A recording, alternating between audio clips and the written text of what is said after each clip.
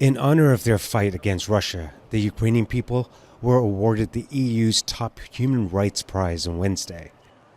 Ukrainian civilians say they are being deliberately targeted by the Russian military. The German Chancellor agrees.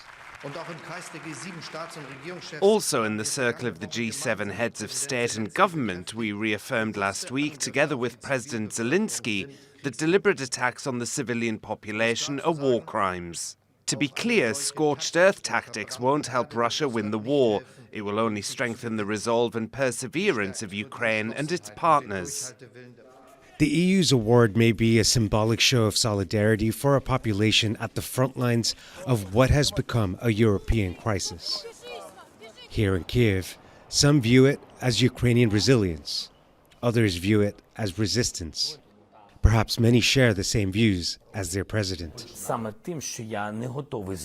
I live with the idea that I am not ready to get used to the suffering, to get used to war, to get used to not feeling pains from the kills, and therefore I need the energy for it to motivate me every day to advance towards the victory, and therefore I want to remain human. Russia, however, maintains that it's being terrorized by the West. The European Union and the West are sponsors of terrorism, which is being performed under the guidance of Kiev regime and with NATO as an alliance and as its members separately, who are led by the United States.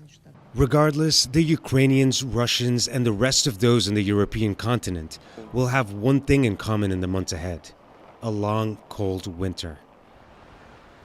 From Thursday, Ukraine began taking measures to curb electricity consumption, while Russia continues to target energy infrastructure across the country and cutting critical energy supplies to the West.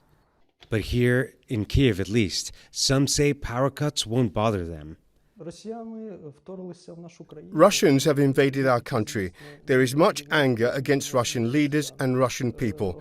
But we're ready for outages. We have candles and charged power banks. Ukraine is charged to win. The fighting on the front lines remain heated, though, and Ukraine's forces have the momentum.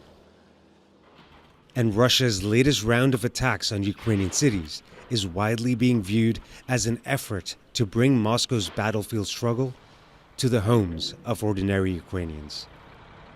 Rahul Radhakrishnan, TRT World, Kiev, Ukraine.